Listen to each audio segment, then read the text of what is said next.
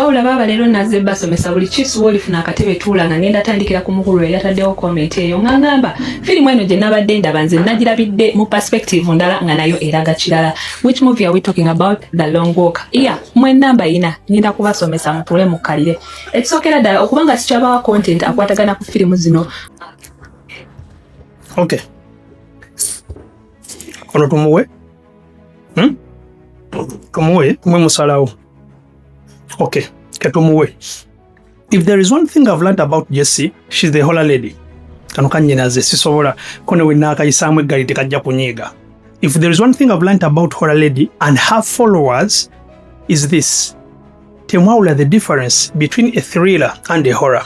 You are commenting oba nkolede video according to the comment je nakoze oluvanyuma lwa video je watadde ngoyogera ku The Long Walk nogamba nti tena byetiisa mutena byekola biki. But first of all, before we go any further, let's first take a look who Jessie is, then imbanyonyole lwaki there is ekintu ekimu ekyasinza okuba ekizibu. This is our Jessie. Okay, this is the Jessie we are talking about. If you search Jessie, this is her account. She's doing pretty very good. Mulungi nyo, her account is about horror. But take a look at the type of content you work on. Okay?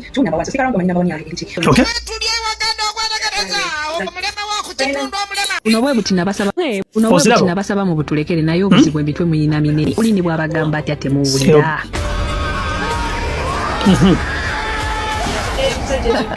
Okay? Jessie ye muntu alaba gundi horrors. Horror eziri pure. Era olaba account eno okigendako abalaba abantu abali mu bwongo babali obwongo, ye muntu ayagala nnyo omusayi slasher. Kakati film ezirimu okwetegereza, that is thriller, just ezimukolera. And ekisinga omuluma nti yazitwala kuba horror. Azitwala kuba horror. Film ezirimu okwekinenye nnyo nga tezirimu kuyiwa musayi nga zibuildinga suspense, Jessie azitwalanga horror. If you think I'm lying, especially nga film sinjogerere, Jessie tabitegeera. If you think I'm lying, what did she say here? Ulira yali akuba movie ya The Woman in Black. What did she say? Mujjukira nga mbagamba mbweno filimu yambowa omusango gwali gwange. These are not my words. These are not my words. What did she say? Mbweno filimu yambowa omusango gwali gwange yalaba clear copy.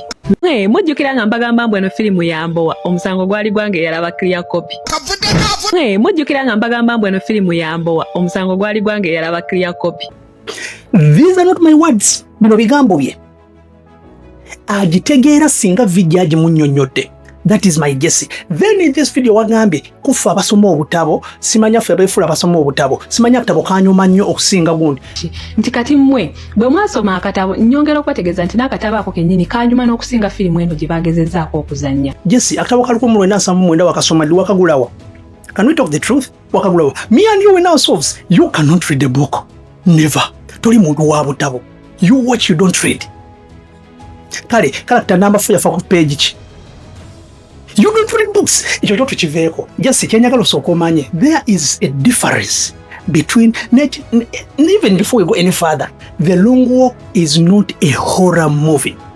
The Long Walk is a psychological thriller with elements, with some elements of horror. With some elements. It's a psychological thriller. The difference between a horror and a thriller. This is the difference. These are not your type of movies. Labayo. The difference between horror and thriller. Horror focuses on fear and disgust through shocking scenes and physical threats, while thriller emphasizes suspense, anxiety, psychological tension to keep the audience on the edge of their seats about characters' fate or an approaching danger. A difference between your horror, kakati goli wa horror.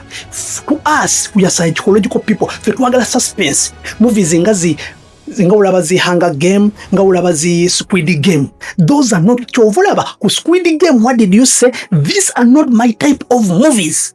Squid Game, you said it. What did you say? Kino si kyekika kya videos entera okukola naye no yo njikoze ku lw'omwami omu bw'ati. Kino si kyekika kya videos entera okukola naye no yo njikoze ku lw'omwami omu bw'ati.